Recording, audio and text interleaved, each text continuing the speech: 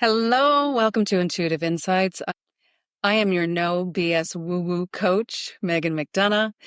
I'm here to help you get in touch with that intuitive creative side of self with tools, with insights, and today with insightful conversations. Today I have with me my neighbor, my friend, Dana Zarowski. Dana is a multidisciplinary artist and an intuitive creative.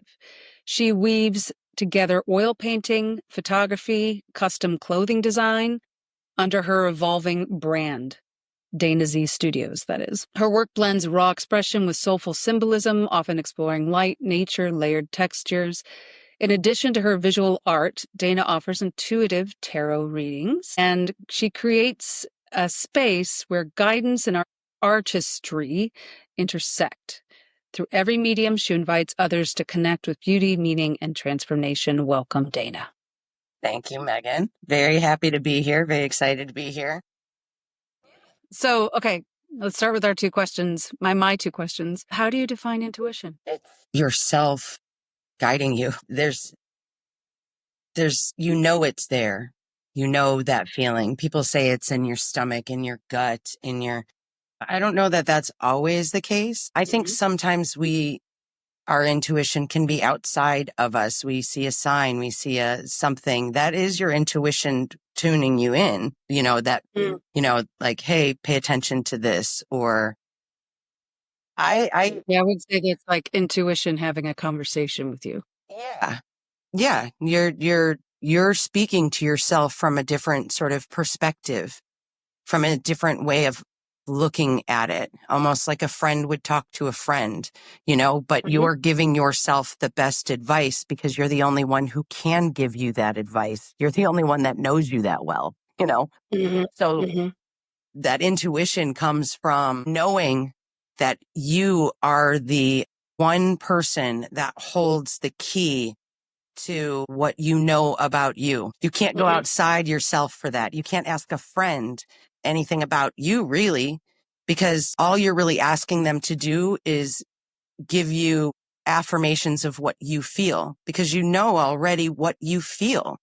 It's just you're looking for the external validation, which honestly, the external validation is the clouded judgment.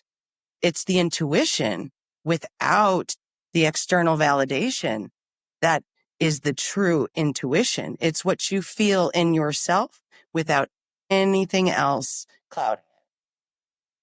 Yes, agreed. So how do you and how have you used and learned to use intuition in your life? So it's been a struggle throughout the course of my life. I have been through a lot of traumas throughout the history of my life. So I have tuned into my intuition and turned it off, and then tuned into it and turned it off. And I realized that when it's sort of off, things are not going the right way and all that jazz is when I'm actually not listening to it. When I am listening too much to the external world and what the external world wants to place on me versus what my actual voice is, so much so that I can no longer hear my own intuition. And I sort of was able to sort through that, in the last year or so. It's been a journey of 3 years, starting to paint again. I started to feel my voice again. I started to be able to just express myself again and actually go, hey, wait a second. This is something I like. Like, I like this, So it started there. After being sort of non-existent, it was there. I just wasn't listening to it. I couldn't hear it because I couldn't hear myself over everybody else's judgment of me, over what everybody else might think, over what everybody else even said, or you know what I'm saying? Like what my dream was, what my reality is. Yeah, I have a question on that. Yeah. Twofold, actually. So you mentioned that this thing was painted on you. Is that what you said? I don't remember. You said like the other people's perspective was painted on you. Yeah. Yeah. So how did it get painted on, do you think? How did it get what? How did it get painted on? You know, through life, I, being a very empathetic person, I would, even as a young child, I'd go into a room and I was like the peacekeeper, right? And I think I sort of prided myself in being that peacekeeper, when tragedy struck in the family, I was there to help others with their emotions, help others maintain their emotions, right? I didn't know that. I can go back and look at that and sort of see that now. As a child, I didn't understand that, but through each of those things, each layer, each judgment, each time you step 1 inch outside of what other people feel is normal, you get a nice little coat right over you. And you don't see it. It's like clear. You don't see it. It's like glue. You know how you put a layer of glue over you? Mm-hmm. It's just like that. You put this one little layer of glue over you. So, hey, it was just that person's judgment, right? And then that person's judgment, the next time you go to sit down to do that thing, if you glossed over that and you didn't acknowledge it and say, oof, whoa, that's not me. That was somebody else's, right? It sticks to you. It has nowhere else to go because you didn't acknowledge it. You didn't say, hey, this is not a part of me. You didn't say, I don't accept that. You said nothing. So in a sense, you didn't stand up for you in that instance. And because you didn't stand up for you, the lesson there is to learn how to. And with every layer, you get buried further and further and further from the truth of who you are and how you even got there. And so I spent a year, layer by layer, going through each one and acknowledging each layer, acknowledging each person, acknowledging them in their form, in what age, what circumstance, all of the things, because I don't talk to my 5-year-old. I was a foster parent for 10 years. I don't talk to a 5-year-old the same way that I talk to an 18-year-old. I just don't. That's not how you do it. But they could have the same root issue. Right. But I wouldn't talk to them the same way. Right. Because they understand at different levels. So I had to do the same thing with every layer of judgment, with every layer of everything that I was built upon or thought I was built upon. Because the thing is I was absolutely, you know what? I was absolutely making my life better by changing the energy in the room. I was in the moment. But future me couldn't even see future me because I was too busy maintaining everybody else's energy and not enough energy maintaining my own energy and seeing what my own needs were. So the closer I got to giving myself the space, the freedom without guilt to sit with myself and enjoy my own presence, the easier it became to peel the layers off and see who I am for who I am. So I want to go back on a couple of things. One, I want to just say this. This is a clarification for me. It may or may not be a clarification for you, but I want to say it. Instead of what other people feel as normal, you know how you said, assuming what other people said, I just want to clarify my philosophy. It's the perception of what other people feel is normal, not necessarily what they feel. I guess. So, and in addition to that, I just want to follow that up with, we can't notice, in my philosophy, we don't see or notice anything which does not resonate in some way with us. So if we hear a judgment, we can only hear the judgment that we own ourselves. They're just highlighting it for us. If they own a judgment that we don't own ourselves, we won't notice. So that's something that I wanted to say. And then when I want to go back to this peacekeeper part, because it sounds like, from what I heard you say, it sounds like you connect to your intuitive side and your peacekeeper side as possibly being interconnected. So if that's true, and if it's not true, either way, what did the peacekeeper want and how did it look? Because you could say peace, but what does peace look like? Right. So I think that that's different at different ages. Yeah. what Well, first of all, are they connected? ultimately the First, are the overarching is peacekeeper and the safety. intuitive connected? Sorry. What? Do you feel that the peacekeeper and the intuitive are connected or are like the same thing or in relationship to each other? Everything is in relationship to one another, Are but there different parts in how they relationship? relate, it kind of feels like a little bit of training ground, I guess, in a way, Yeah. because had not had those experiences, I would not be able to look back on those experiences and delineate between what is my energy, what is someone else's energy. So I kind of look back on that because I'm seeing myself as young, I look back at that and I didn't know it at the time, you know, at the time if I look back at that age, there's no way I was connecting to true intuition because I was housing other people's anxiety. So you're speaking more than it sounds like to me. What I'm hearing is, and I wanted to go back on this too, was that it sounds like you're connecting your intuition with your empath, which are very much, and I'm like all crooked now. They're very much, they're very similar, if not sometimes the same thing. And you had mentioned, I thought it was a beautiful visual, is the empath with a sheet of like sticky tape or glue around your aura. And I find that a lot of, well, I personally feel everyone's intuitive and everyone has the capacity to be empathetic. We're not all trained to do either. So if you're born with a whole bunch of talent in that area, or if you're born with less clutter there in that part of self, you accumulate a lot of stuff. You hold a lot of things for a lot of people until you, and most likely in most spiritual experiences, we get to a point where all we can see is the dark of carrying others' weight, emotional, psychological, physical sometimes. 100%. The beauty of this world being dualistic, we have light and dark. And the dark shows us the beauty of the light. And the light clears up the crevices in the dark. Mm-hmm. So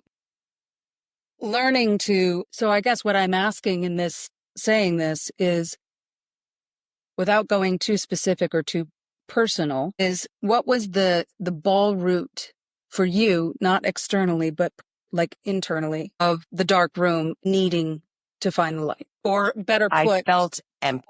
that like you were so far away from the empathetic intuitive that you were just like, enough. There was nothing, though. I felt so empty that I had literally nothing left to give to the life that I was living at that time. I had no more. What then, I guess maybe, do you remember a glimmer of light or hope that pulled you up in a new direction? I was, yes, I was sitting in my chair. I had my cane with me and I couldn't make it to the bathroom, which, our houses we live in Chicago. Our houses are not that far.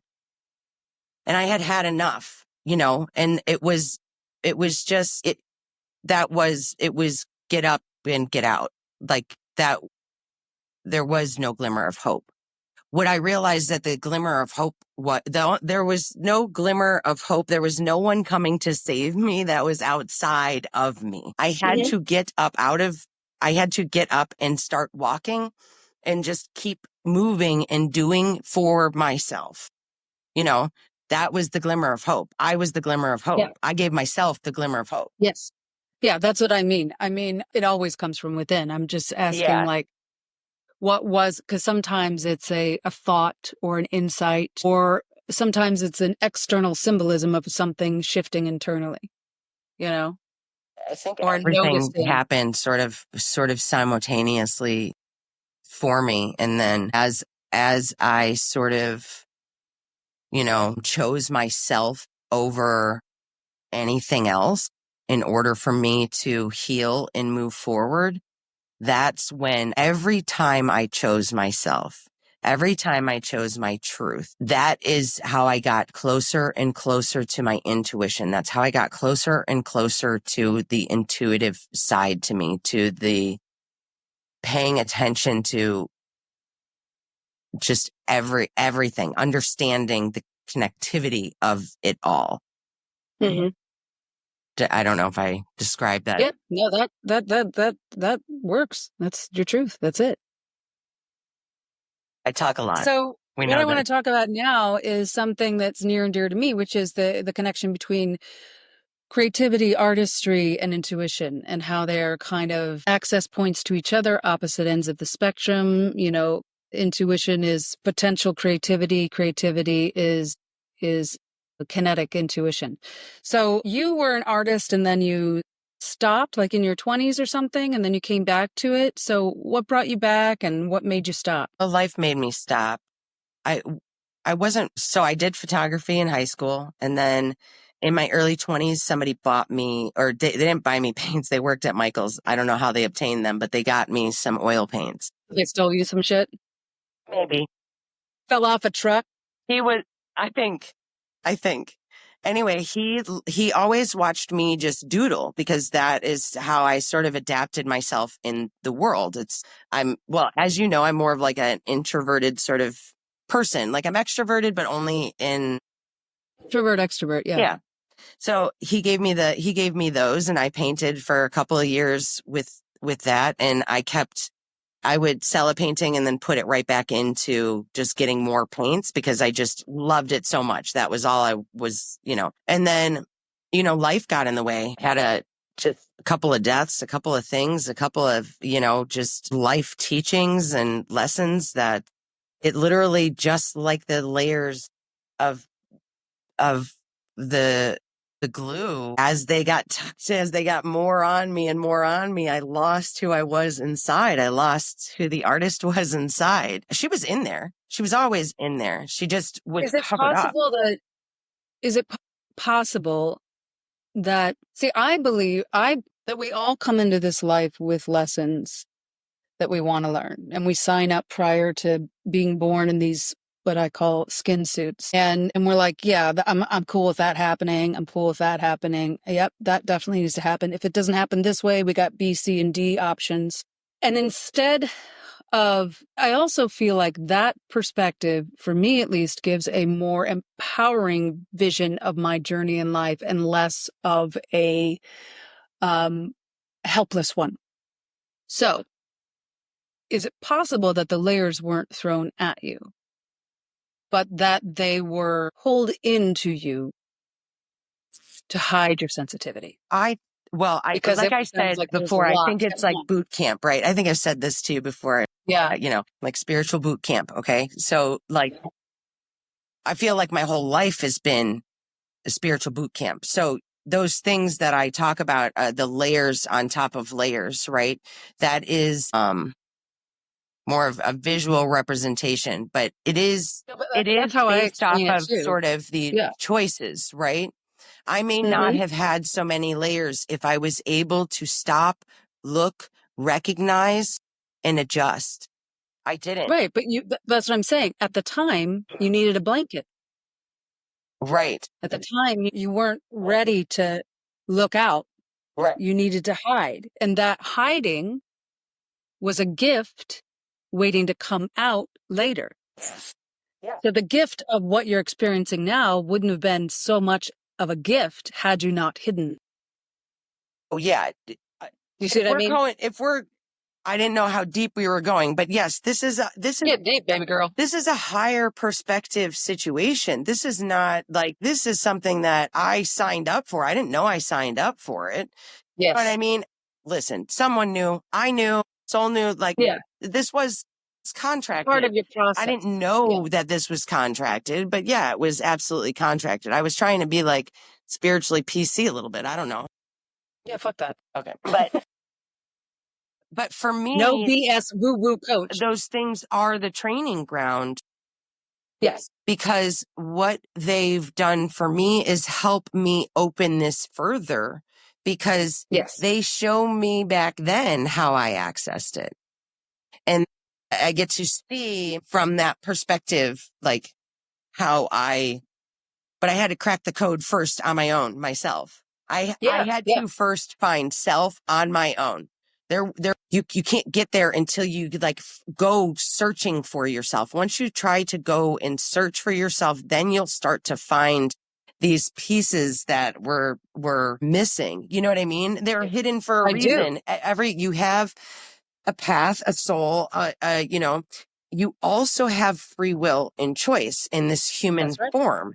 So you could potentially not learn your lessons and have to cycle through it all over again. You know, I like, or So it's how much are you willing to listen in this lifetime? yeah. And you know what? Sometimes you have to walk through the fucking fire to get there because you're making hard choices, but you're making hard choices to sort of stand up for yourself. You know, you're kind of like going back to that soul contract. Like, no, I remember who I am. I'm going to follow that lead. Yeah. There is a, and I love using spiritual, like allegories, but I always butcher them. So there was one, so I'm going to butcher this. So there was one that it was a lesson when I was taking Kabbalah classes back in LA. The lesson was about, so this guy comes, or the story was the guy, got called in. His dad was like friends with the CEO of this company, and he was just like a lowly accountant. I'm completely adding details that I don't remember. Perfect. But anyway, just for the sake of it, this is Megan's Irish version of the Kabbalah story.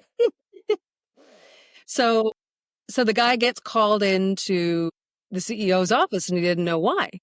So he was really nervous because he was like, what have I done? So he grabs all of his papers so he could prove that he did something really good or that he was accountable. And he's just like, well, in case I need these, I've got them, And so he goes into the CEO's office and he sits down, and the CEO gives him this huge promotion, like out of nowhere, like makes him, like, again, Megan's version, Irish story, makes him vice president. And the guy's like, wow, this is amazing. Well, thank you so much. This is so great. Oh, I didn't even expect. He was so taken aback, then so excited that he left quickly and forgot his papers and, his folders and everything. So he left and he got halfway to his desk and he's like, oh, God damn it, I forgot that stuff. So he went back to go get it. And as he came back, he heard the CEO on the phone with his dad saying, yeah, I gave him the job. And immediately his heart sank. And the question comes, why? I mean, I think he didn't want it. But he was really excited when he got it. Just because what your exterior is showing versus what your interior is telling you doesn't necessarily, I think sometimes we think that we know what we want, but we don't know what we want. But That's true. Intuition is telling us what the right thing is, but we think we know better. The human form thinks it knows better. Well, yeah, that is true. But the lesson of this particular thing is he didn't earn it. Yeah. And so the point being, all the hard shit you go through is worth it because you earn it. I think it's because it's proof to yourself that you can. Like, it's not that you're earning any sort of award. You're just literally proving more to yourself each time you do it. Each you're capable of. Yeah. Yep. And it instills more trust in yourself, and the thing that intuition thrives on. Trust in self. Yeah. Trust, period. Period, trust across all boards. Oh, yeah. Self. That's so true. Others, life, everything. Yeah. Yes. All right. So talk to me. So what I was going to ask you, when I was getting to you, started talking about. Sorry, I'm long-winded. Your experience with painting, life getting in the way. But then you came back to it. You said about a year ago. And so 3 years my ago. focus is, for me, getting back in touch with my intuition exploded my own personal creativity. And the more open I stayed to my intuition, the more creative I became. It sounds like we had a converse experience. And that's what I was saying. They're both access points to each other. Yeah. So you started painting, and then from the painting, the intuition started coming back. Is that correct? Yeah. Through the painting, painting is meditative for me. So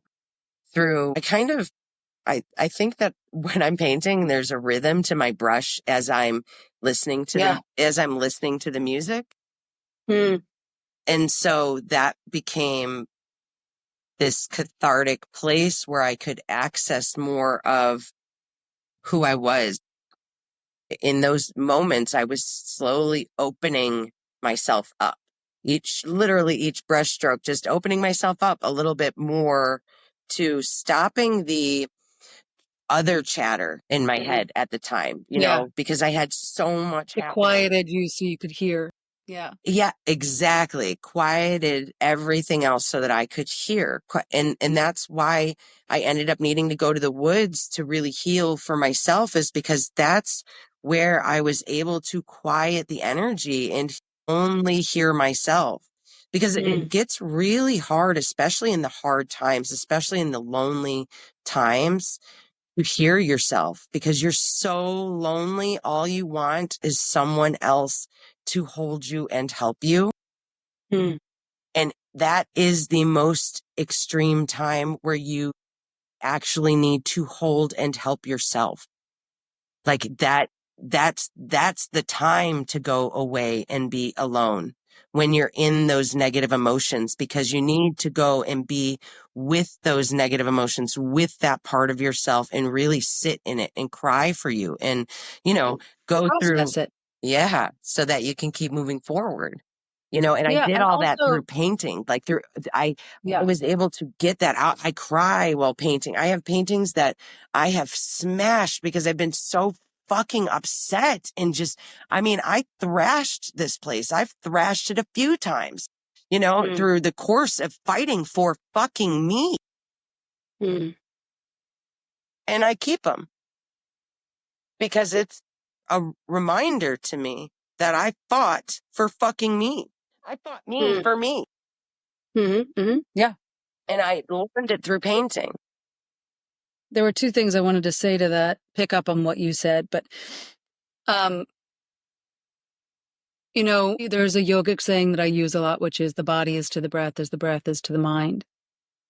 And in yoga, we learn to slow down, focus, train the body so you can slow down, focus the breath so you can slow down, focus the mind.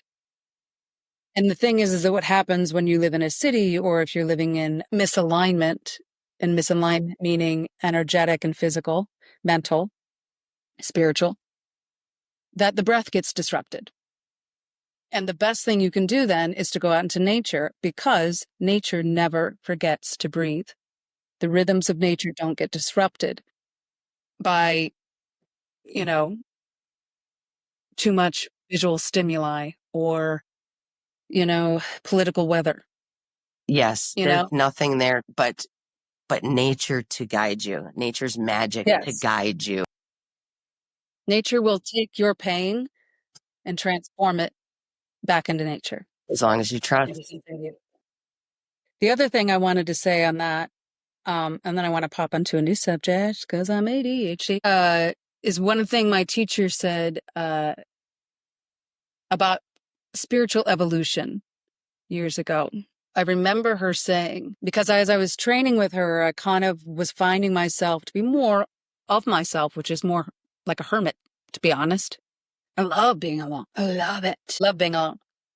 I get lonely, yes, but I love being alone. Yeah, I do and too. I would much rather, like, I was still out in the world partying and drinking with people and whatever, but it was for them. It was never for me.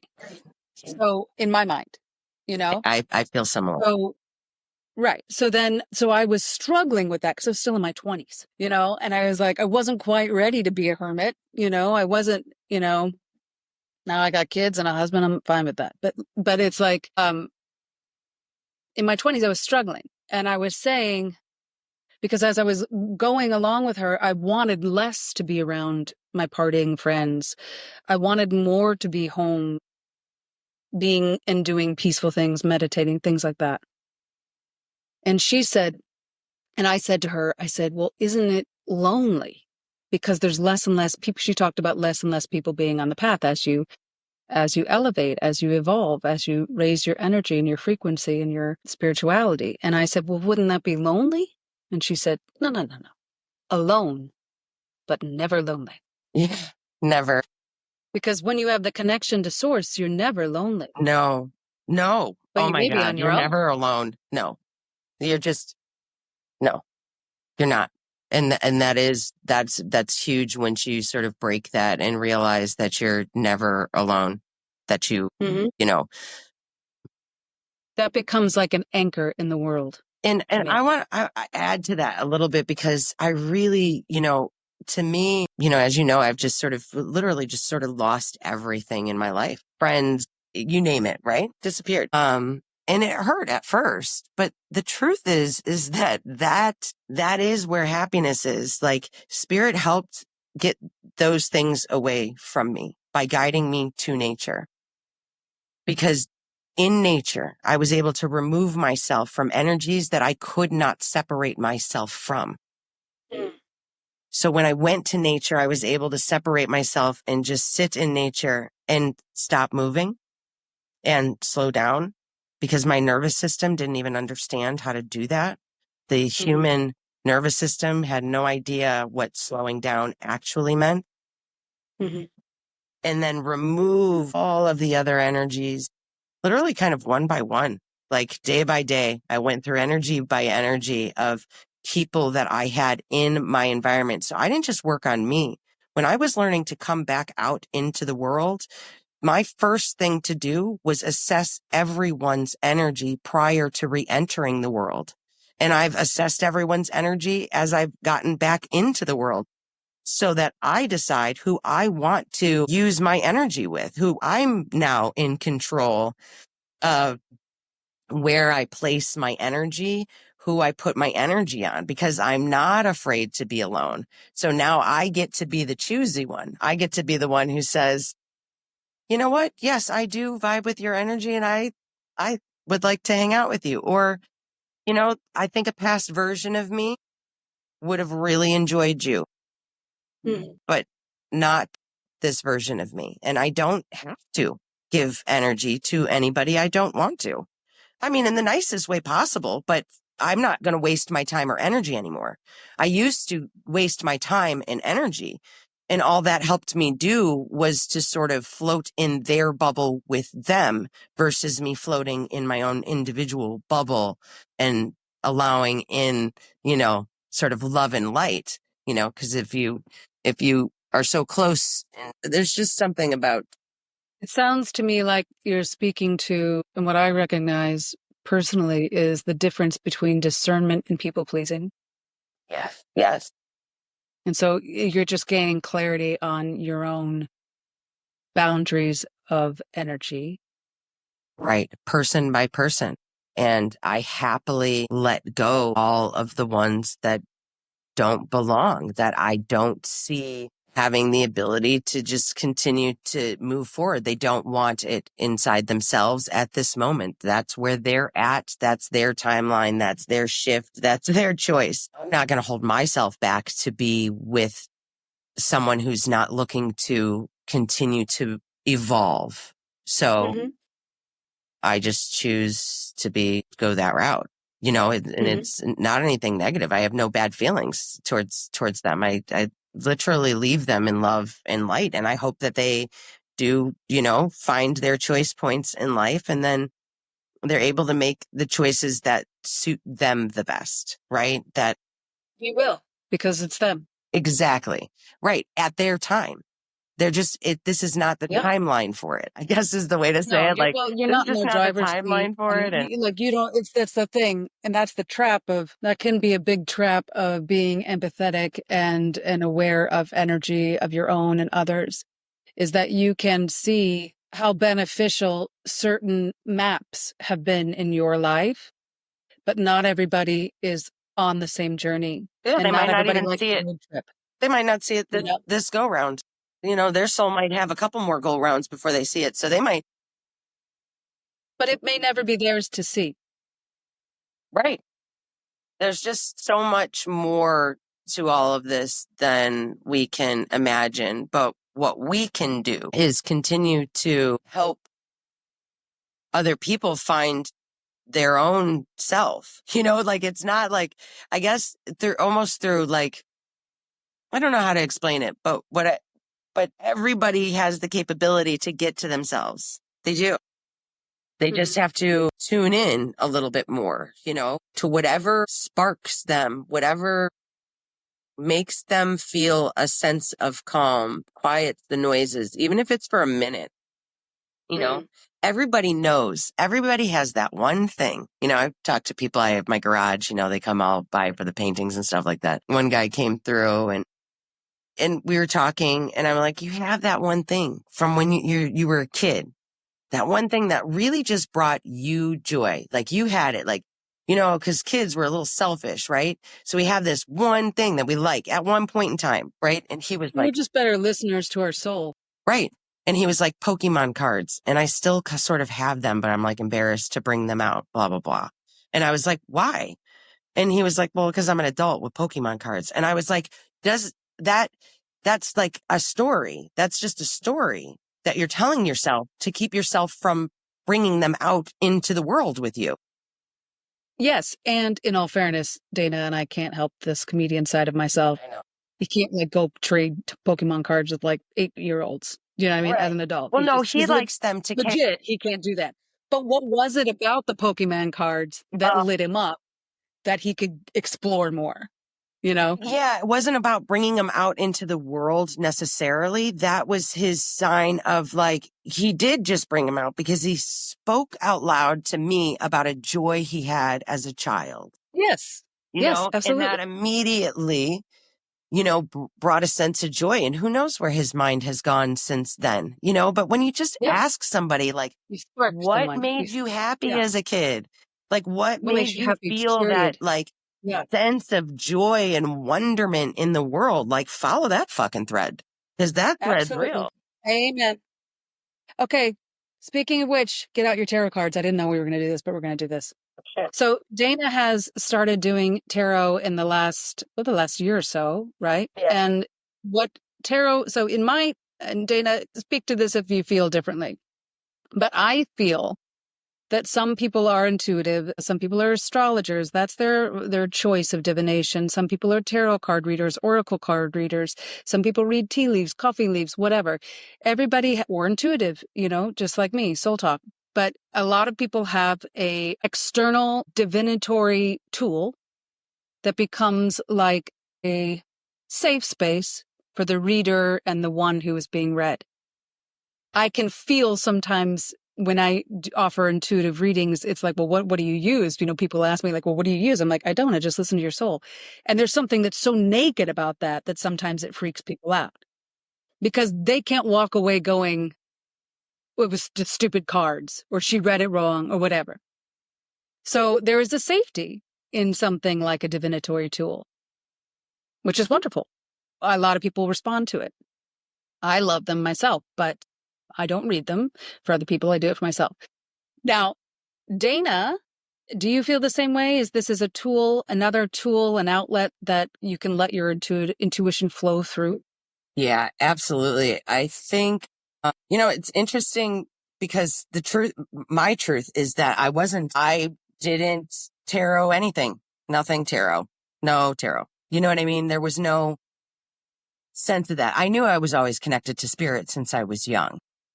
Mm-hmm.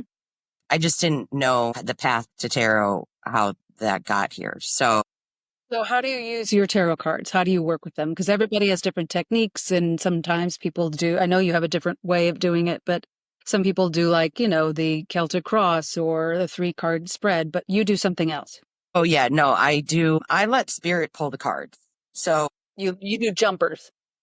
Yeah, they're jumpers. So if, it's what comes out, comes out. So I work very closely with the spirit. I ask, typically the first thing that I'll do is I don't actually want somebody to ask the question. I want the cards to tell me the answer because what I'm doing is sort of kind of trying to connect to my spirit team to figure out what's going on. And I ask them to pull the cards for me. So what'll happen is whatever your question is, spirit should probably be pulling the cards that will lead me down that direction. Now, I'll say, feel, hear, see things as well. And I'll try to, depending on how open somebody is, I try to utter the things out that that I personally am seeing, feeling, and hearing. And they're really more just to see if any of those things are connecting with them, but I'm doing it in real time so that I don't break the cycle of where my mind is being allowed to go.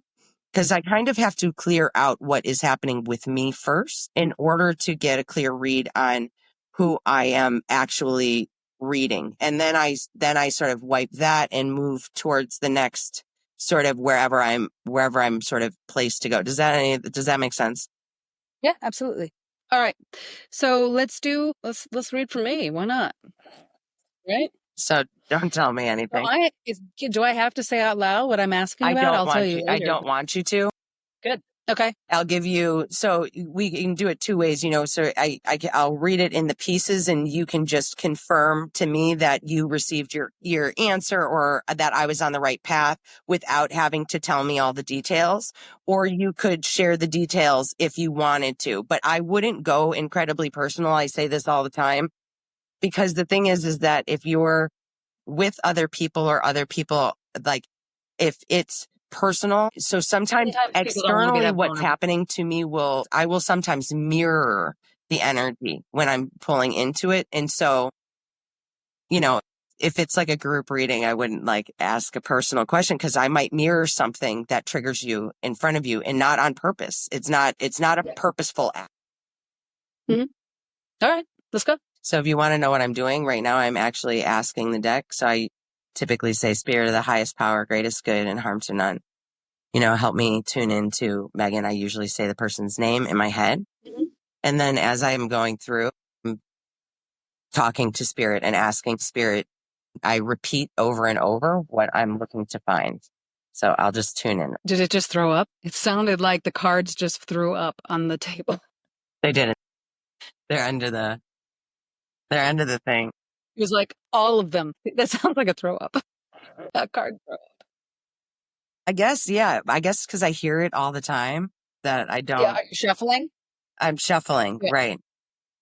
Yeah, that's the other thing. I don't necessarily need to have.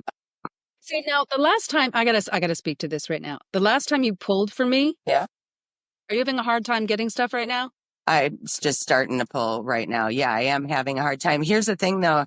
I'm seeing cards in my head, and this happened last time. I started to see the cards in my head, like it just kept showing up, and I was like, "Get out of here! Get out of here!" So, but that's part of the training tool. Like part of what my training tool would be is like the cards do show up in my head because I can see the cards now and I can associate the cards to something. Yeah. So I think that you really want to know about your emotional fulfillment and your sort of wish fulfillment. Like you're in this. So you're looking for sort of justice. Okay. So we have justice at the bottom of the deck and we have 9 of cups at the top of the deck. 9 of cups is all about, it's literally wish fulfillment, emotional bliss, family, happy, harmony, right? On the floor at my feet, I got a tower, which it's in reverse. So as the worst is over in whatever it is that you're sort of, justice is in the upright at the bottom of the deck. The tower is in reverse beneath me, meaning to me that because the tower is in reverse and justice is in the upright, whatever it is going on, you're on the other side of that. So but then you also have the 3 of Wands, and the 3 of Wands is. Show me the 3 of Wands. The 3 of Wands is in the upright. So this is all about like action, like launching something, manifesting something, throwing something in. So it's kind of like you weathered the storm, okay, of whatever it is that you're talking about, and it's coming in. It's going to. It. Your intuition is telling you, and actually I just got chills. My legs got chills and my face is hot. It's called perimenopause. I'm just kidding. I'm totally kidding. Sorry. What did you say? I said it's called perimenopause. Oh no. No, I did have to figure that the fuck out too. Try and fucking figure out what spirit's telling you. while trying to figure out whether or not it's perimenopause or spirit. That was a I think fuckery. the answer is yes. The answer is yes. Figured it out. But All honestly, right. Megan, what I'm seeing is, I pull again. It's you. You did what you needed to do. It's moving now. It's launching. It's moving. Justice is here. Like justice is here. It's going to work out. Does that make sense? Is that Thank God. because Yeah. to me, I don't understand it. You know what I mean? Like, I'm just trying to give you what I got. But here's the I'll other tell you thing. what I I do have a saw. whole nother vision in my head if we're gonna go there. But we're not gonna go there on here. We're gonna go there separately, you and I, because Yeah. No, I'm just going to speak to what I saw, and then I want to talk about your hoodies and then what's coming up. But I kept seeing, I believe it's the Six of Wands, where the guy's struggling. That's what I saw.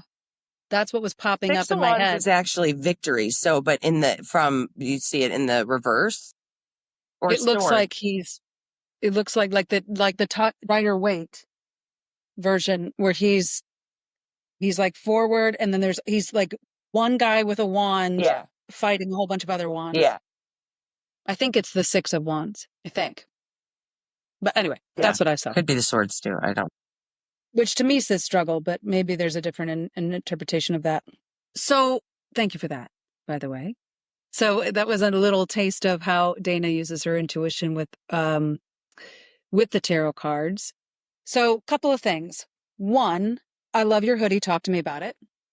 So I'm taking my prints now, and actually we're in the garage right now, so you can kind of Your see. studio. I'm taking all my prints and I'm creating hoodies and gear out of them.